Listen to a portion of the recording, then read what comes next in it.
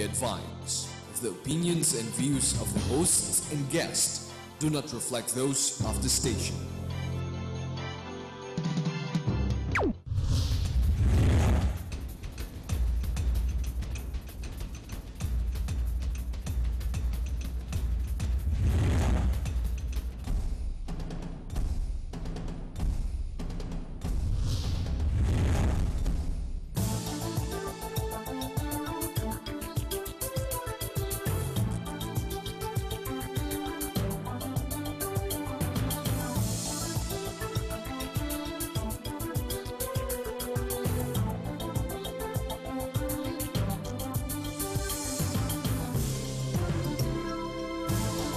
Welcome again to another week's very special discussion, and this week we will move from our national issues and to try to take a look at a global perspective on what is going on. We thought it was time again. We invited two our special diplomatic friends to our show. Because it's been some time that we have discussed the issues of Latin America and the Caribbean countries, which are really very close to the history of the Philippines. There are a lot of similarities, and we face the same challenges. And so to help us understand the latest developments in Latin America are our two friends, the ambassador from Venezuela, Ambassador Manuel Perez Iturbe, and the ambassador from Cuba, Ambassador Juan Carlos Arancibia. I have to perfect that, Corrales. Let me first say that amongst the shows that I have had and uploaded on the YouTube, our discussion has been in the past has been one of the most popular. We got hits from all over the country, and I'm sorry I didn't put my cell phone on silent, so now it's my opportunity to put it on silent. Anyway, and so I'm sure this is going to be another very interesting discussion. And so let's go by seniority, age before beauty, they say. We will go with Ambassador Perez first to give us a general idea of what's going on now in Latin America, especially in relation to the gringos up north and the other challenges facing the countries in Latin America. Thank you, Herman, for the invitation again. Thank you for the second or three program with you. My best regard for you that are in the electrical box. I say the TV is electrical box. Latin America changed forever. Latin America today live one victory of sovereignty. The victory of sovereignty is the creation of the CELAC, Community of the State of Latin American and Caribbean countries. This is historical relation today because in Latin America is from Mexico to the Patagonia, include all Caribbean countries. We have a new community. This community is one block that support the common good in all countries. I say that it's historical because we don't like to be more the backyard of the United States. We think that this is the true independence. The true independence of the countries of South and Caribbean in economy, in education, in culture, in interchange, economical and financial interchange. And we don't like to depend more of the International Monetary Fund. We don't like to depend of the World Bank. We are in the creation of the new economic system for development, the true development of our countries. And it's very interesting. It's a historical moment in Venezuela and the Caribbean and Latin American countries. Yes, I have many questions about Venezuela in particular, but let's go to Cuba. Of course, we've heard a lot about the new changes, the changes that are being instituted in Cuba, the loosening of the socialist economic structures, or what terms are being used. In fact, just last weekend, we had the meeting of the Philippine-Cuba Friendship Society under the leadership of the Dong Nemenzo, and there were many questions. Is Cuba becoming capitalist already? Because that's what they're reading with the reforms by President Raul Castro. This has been played up in the newspapers. What is the situation there? As well as Cuba's continuing role in Latin America and with the Caribbean countries. Yes, Herma. Good afternoon. Thank you very much for the invitation once again to the program. Responding to your question, it's true that in Cuba, after the Congress, 6th Congress of Communist Party, we are making some kind of change in order to update our economic model. But it doesn't mean that we will change the socialist system in Cuba. We are going to keep the main property below the government infrastructure. But we have been introducing below the analysis and approval of Communist Party, Congress, some change in order to reaccommodate and reorientate our economy and to strengthen our productive sectors and reduce the amount of bureaucratic employment, and in order to readapt the economy to the international new situation. But we are also making some kind of change in the some kind of private business in the country in order to stimulate the services and the production of goods in benefit of the population. But the main industries, the main properties in the country will be below the government or the state. The state also will rent property, for example, the lands to producers in order to increase the level of production in agriculture sector and in some other sector, for example, the services, the small cafeterias, restaurants, and so on. This is the kind of change we are making in our economy. But we will never renounce to the socialist system in the country, because we have demonstrated along more than 50 years that the socialist system is the system of benefit of the people. It's a system of elimination of all of kind of discrimination, social, racial, or gender discrimination among our population. We demonstrate that we achieve a lot for more than 50 years in the public health sector, in educational sector, cultural sector, sport, and we have been able also to assist so many other countries, like the case of ALBA countries, and we consider as a socialist countries, socialist state and government, that we don't give whatever we are in plus, but we share our limited resources with the rest of the world. Okay. We have achieved a lot of results, good results, in developing the human resources in the country. Of course, Cuba is very well known for its healthcare system, and Michael Moore made a short feature on that entitled Sicko, and that's very popular in the Philippines. In fact, in many discussions here with my other colleagues, it's often cited, and our camera crew are often told, you know, we should have a system like Cuba where everybody is taken care of. Even the poorest of the poor, if they have cancer, they get the same treatment as the richest of, if there are rich people in Cuba. But is this really universal, or the ideal is good, but I've also heard that because the demands are too high, maybe not everybody is able to be accommodated.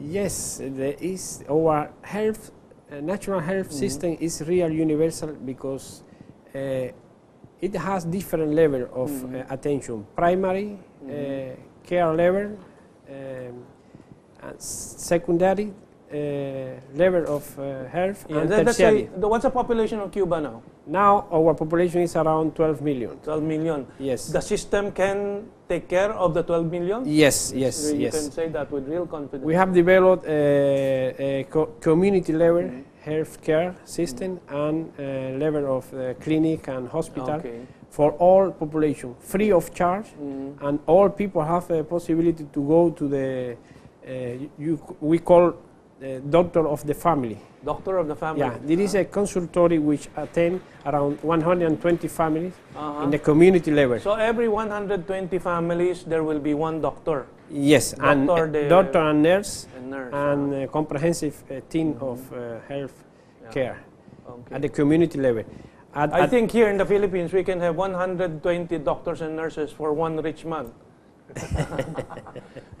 But talking about health, of course, I always remember the cooperation of Cuba and Venezuela in terms of health, how Cuba extended doctors and nurses and optal services to Venezuelans in exchange, I think, we have for one oil. project in joint.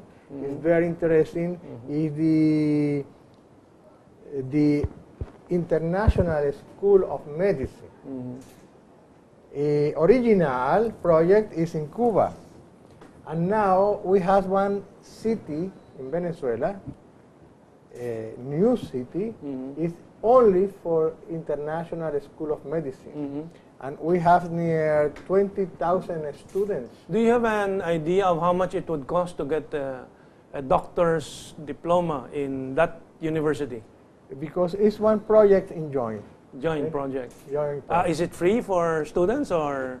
Yeah, it's free. Students of all countries of Latin America and the Caribbean. Can we be considered a country of Latin America in the Philippines so we can have students there? No, in Cuba we have a scholarship program, and we already have given for this year, for example, 2 medicine scholarship for Philippines. Philippines. Do you have the names of the 2 scholars from the Philippines? It's called John Kenny Payapaya. Payapaya and Flora May Hagonia. Flora May Hagonia. Yeah, they left. They already left Cuba yesterday. Okay, we didn't know that. That's good. We hear from you about that. Yes, so the relationship in the Philippines and Cuba really is an active relationship. Yes, of course, and we are based our relationship with Philippines like with so many countries in the matter of cooperation, bilateral cooperation between both countries, in order to achieve the assistance to the Filipino people and in benefit of the What about Venezuela? What are the things going on between Venezuela and the Philippines? Are there programs right now? Yes, we have different programs. And for example, in the oil industries, in different international companies, work in Venezuela, Filipino people, engineering. Yeah. So we have Filipino workers in Venezuela. Yeah, and we have very big movement in port movement. Okay? Because we have a very important export in oil, and we export very important capacity in iron, steel, aluminum, and the ship, many ships has Filipino. Ships, yeah. Maybe oil tankers. And oil tankers and cargo ship. We have many Filipinos that go to Venezuela for work, and in international companies and Petróleos de Venezuela employ Filipino people, and in other companies that has service, and they employ to Filipino people. Well, from Filipino workers, I go back to the issue of oil. We've read that Cuba has discovered oil in its waters. Is that confirmed already? Yes, we have discovered oil, but we are in the process of research and investigate, and we wanted to make some kind of exploration of the platform. But we have been for the last year producing a lot of quite amount of oil for national consumption. So will that change the Cuban economy in a major way now that you would have a resource that you did not have before? Yes, it's supposed that in the near future we could improve our production of oil from our platform. We need to import yet the oil for the national economy. Will your neighbor up there in the north now be interested in invading Cuba because it already has oil? Maybe they are thinking about that, but we have been keep our sovereignty and we have been fighting against the imperialists of the U.S. for more than 50 years, despite the blockade they imposed for more than 50 years since 1960 against our economy, in order to officiate the economy. But we are still continue and will continue in the future develop our country without any kind of relation with the U.S. If they agree to stop and lift the blockade and negotiate in equal condition with Cuba, we are in the best position to negotiate with the government, because there is a lot of interest in the U.S. society and the business community to increase and to improve the bilateral relation and to lift the blockade, but the government don't listen this petition from the business community. And speaking about the relationship with the big northern gringo, Venezuela has been the target of destabilization the past 10 years. Is it still going on? They had one permanent campaign against Venezuela in the different newspapers, Wall Street Journal, New York Times, the Fox TV, CNN. For example, CNN in Spanish are in the hands of the Cuban people of Miami. The people, the same people that support to Luis Posada Carriles, the international terrorist. And they are supporting for Ileana Ros-Lehtinen, the president of the Foreign Affairs of the Congress of the United States.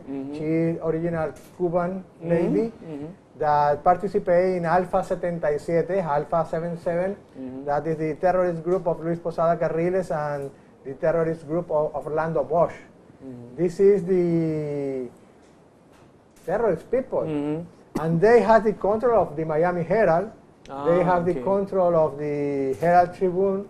They have the control of the many international newspapers. It's a permanent campaign against Venezuela.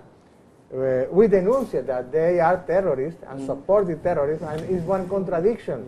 It's one contradiction because they say every time that I'm fighting against the terrorists, and they support Luis Posada Carriles, and they support Orlando Bosch and other terrorists that put bombs in Venezuela. Okay, before we take our break, yes, Mr. Ambassador? Even in Cuba, they have been promoting for more than 50 years a terrorist action against Cuba, sabotage against economy. Of course, everybody remembers the Bay of Pigs. Yeah, the Bay of Pigs, the plot of assassination of our leader Fidel Castro. So many terrorist actions. How many attempts that you know of against Fidel Castro? More than 600 attempts. More than 600 attempts of assassination.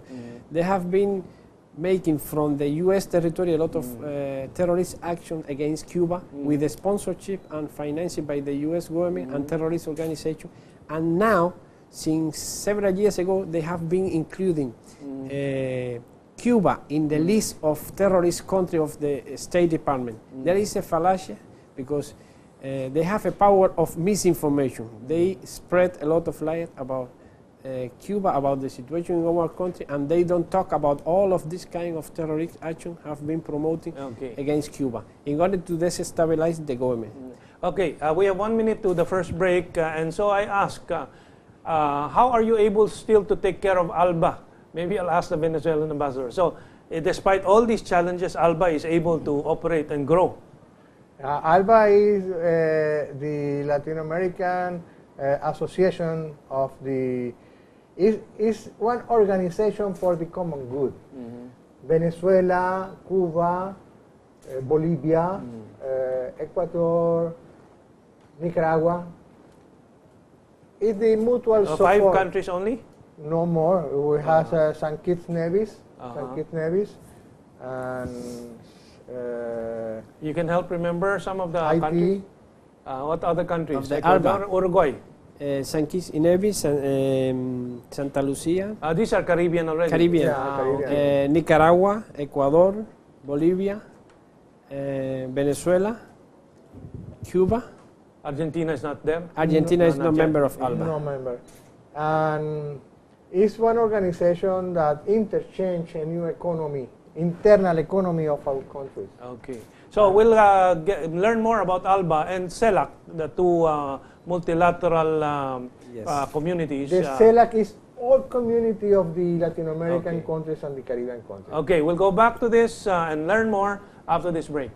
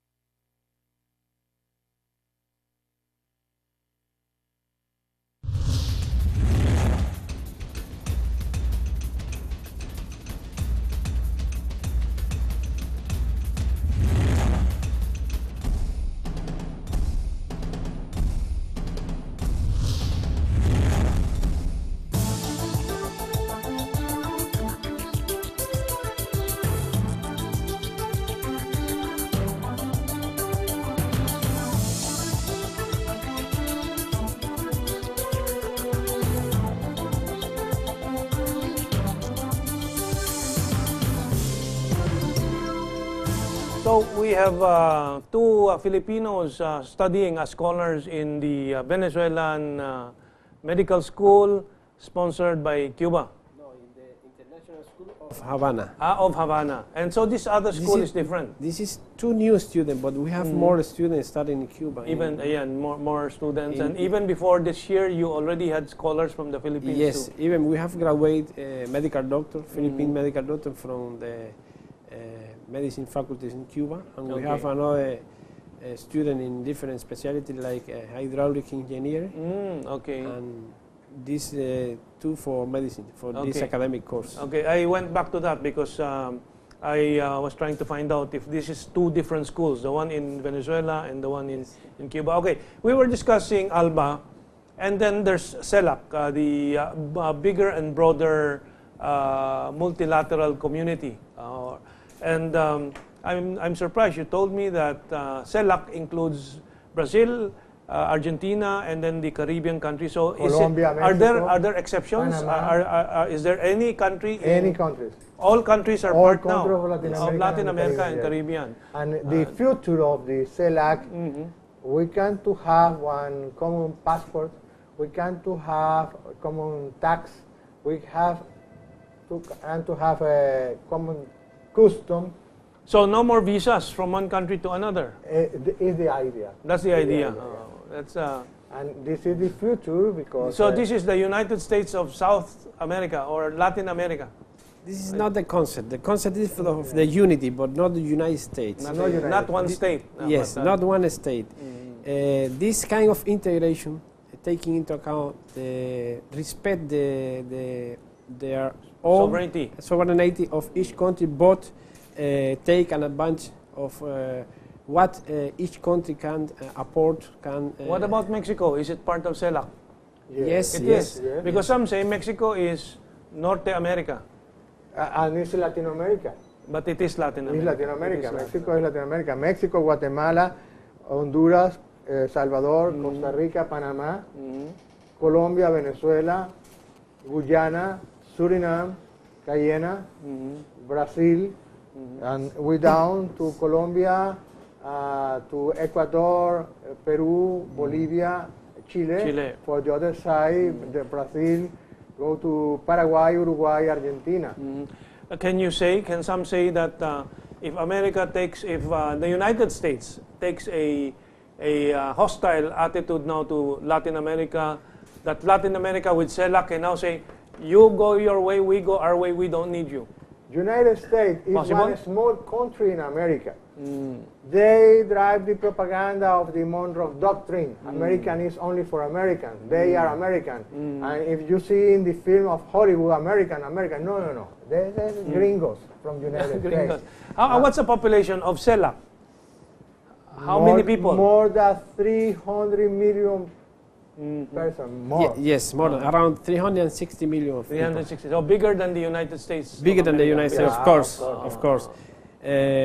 This kind of integration demonstrates that when the real integration is developing between countries, yes, without any kind of foreign intervention, without any kind of imposition from each country to another one, demonstrate that they can develop themselves without any superpower foreign intervention, and demonstrate also that when the governments has a goodwill to cooperate, the benefit for their people are a lot. Is this a challenge to the NAFTA that United States of America has been pushing the countries of Mexico to join? This is the neoliberal.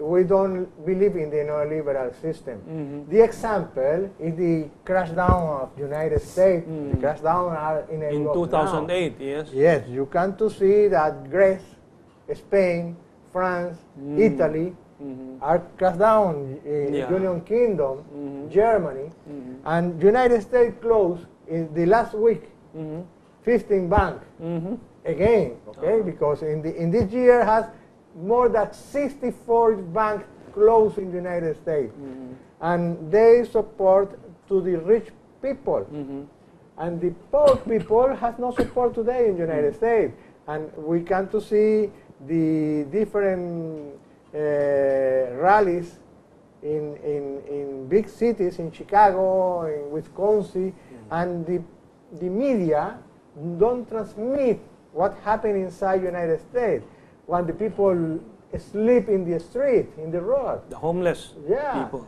And this is the victory of the capitalism. More rich, more rich. The poor people, more poor people. And our thing in ALBA, our thing in CELAC, is the common good, the mutual support, and mutual economy. Our economy, Latin America and the Caribbean country, is very strong today. Why? Because we have no depending of the World Bank and the International Monetary Fund. They have the problem. We have not the problem.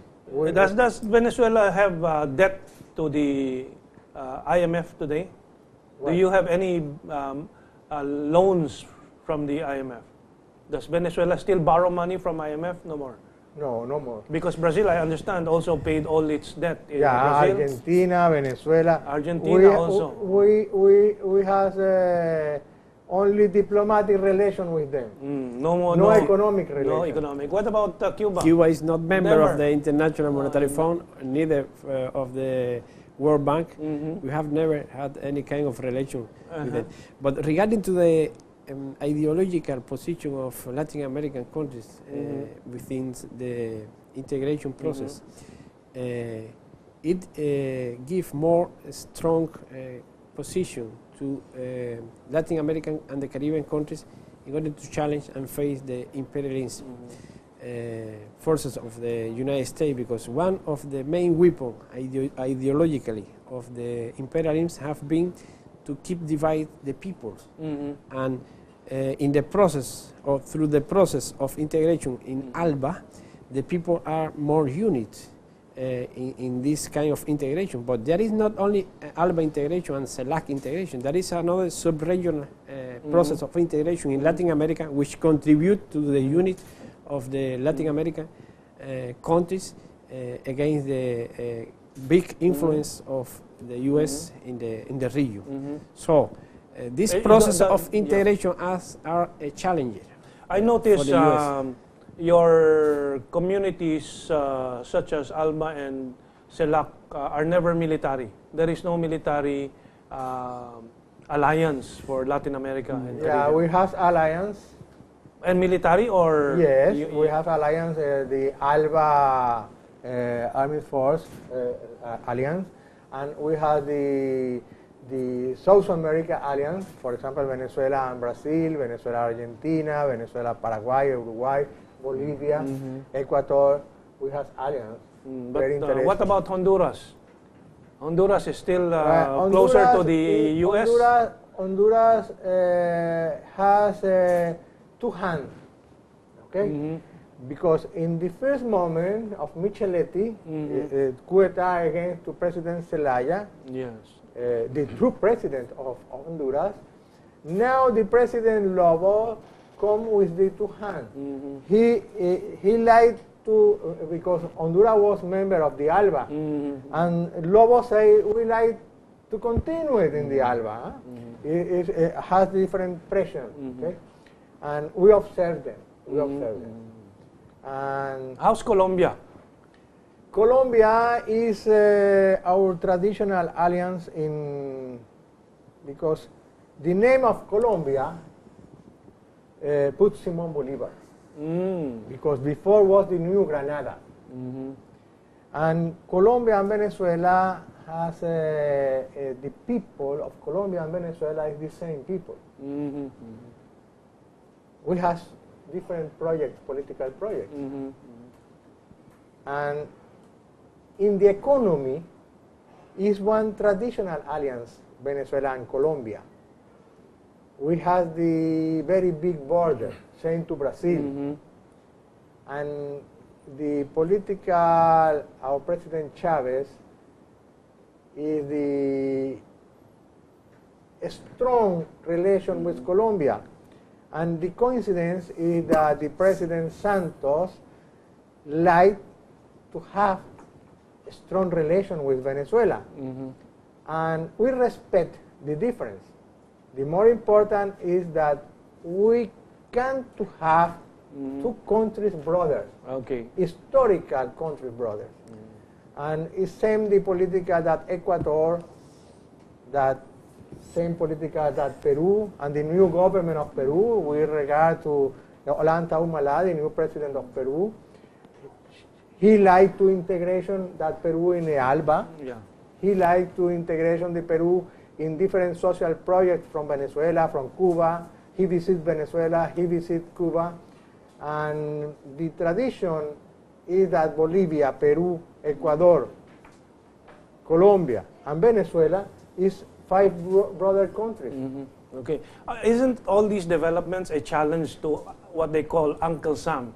You know, this week is the anniversary of the end of the U.S. bases in the Philippines. So there are many commemorations about how the Senate stopped the continuation of the U.S. bases in Subic and Clark. And so I wonder, with what you're doing to strengthen all the Latin American and Caribbean countries, what is America, how is America reacting? Will they react the way they're reacting to Africa? Because it seems in Africa, they're slowly trying to return to the colonial times. What are your thoughts here about the possibility that the United States may start putting pressure again on the entire Latin American countries? In the recent past, during the former government of Colombia, of Álvaro Uribe, the United States government imposed in Colombia around 7 military bases against ALBA countries, basically against Venezuela and Bolivia Ecuador. and Ecuador. Because, for example, Ecuador used to have, before Correa government, one military base which remained, called Manta, which remained from the previous government, and Correa decided to close this military base. But and expelled them. Yes, and expelled them, And in the case of Colombia, as I say, with the former government of Álvaro Uribe, the United States imposed 7 military bases, and they say that the military bases is against to the narcotics. Yes, and the United States is the first consuming narcotics. Yeah, this is a pretext. But the real cause of this imposition of military base is to take military control of all regions of South America. With Uribe out, are the bases still there? Yes, the base They're are still there. there? Yes. And the another base is in the United States, is member of the NATO. Atlantic Alliance. And Curacao, Aruba, and Bonaire is Netherlands island. Yes, yes. Okay? Yes. And they have base now in Curacao and Aruba. And they installed the Sixth Fleet in the Sixth Caribbean. Fleet, yes. Sixth Fleet in the Caribbean, and the base is in Curacao and Aruba. The problem, my friend Herman, is the oil. Oil, yes. They like the oil of Venezuela. United States today has no more oil. United States has no more water. They contaminate all United States. And we have the water, we have the oil. For example, the problem in Iraq was the oil. The problem in Afghanistan is the oil and drugs. The problem in Libya is the oil, and water. Yes, the water. Yeah. And Venezuela is very rich in oil and very rich in water. And they like to our oil and they like to destabilize our country. They like to repeat, they try now in Libya that they can to do in the future in Venezuela. And I think that they cannot participate in Venezuela because we live very true democracy.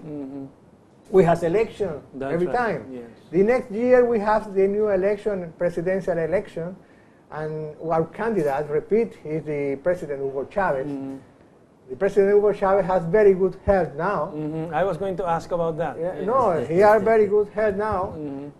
He won the fight against the cancer. Yeah, Same to me. I had cancer 8 years ago, really? and I won the fight against the Hugo cancer. Chavez says, I also cut my hair short to be like Hugo Chavez. Short now. Chemotherapy affect the hair. I'm going back to Ambassador Arancibia. You were going to say something a while ago.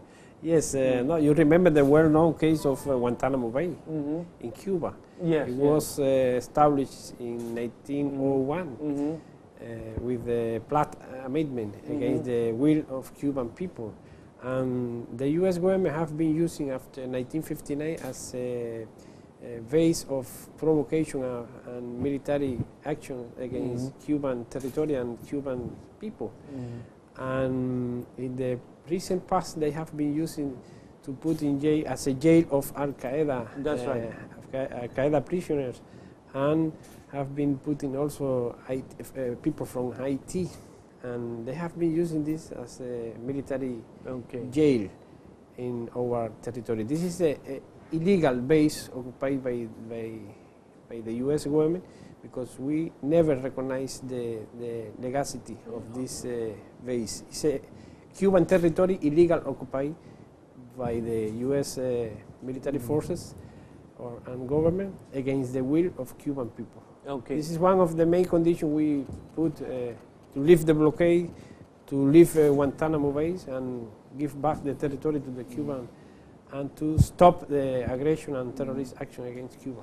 Well, let's now go to the burning issue of Libya, and I just read on the internet that the Venezuelan embassy in Tripoli has been under pressure, if not raided, by the rebel forces, and the Venezuelan ambassador, in fact, is under protection because there are threats against him. I also read two things. One, statements attributed to Hugo Chavez saying that he is still recognizing the old, the Gaddafi government, and not recognizing the NTC. At the same time, Ecuador, I also read in the news, is not recognizing the NTC and still recognizing Gaddafi. Can you give us an update on this? Herman, we cannot recognize the terrorism that the NATO, the European Union countries, and this is one attempt again to the sovereignty of the countries. They has one divided and win. And in Libya, the problem is the tribal families, different, it's one Jamairia, it's no one government, as many groups, and all groups has weapons. And you're saying Gaddafi is not the president, he's just a leader. Is leader of the Jamairia. Jamairia. As one internal problem in Libya. And we need to respect the internal problem and the sovereignty of the country. We cannot intervention.